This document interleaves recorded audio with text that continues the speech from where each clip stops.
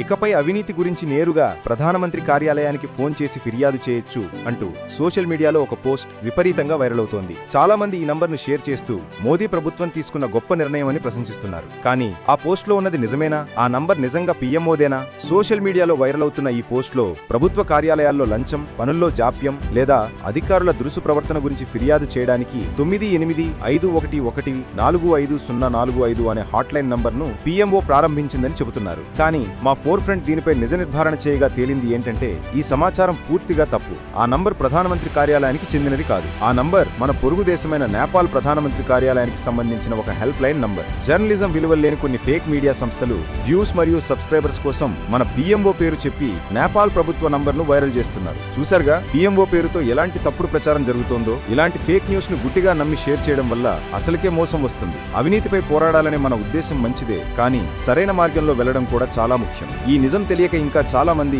ఆ ఫేక్ నంబర్ను షేర్ చేస్తున్నారు. వాళ్ళందరికీ ఈ సరైన సమాచారం చేరేలా ఈ వీడియోను లైక్ చేసి ప్రతి ఒక్కరికి షేర్ చేయండి. ఫేక్ న్యూస్ ను అరికట్టడంలో మీరు కూడా భాగమవ్వండి.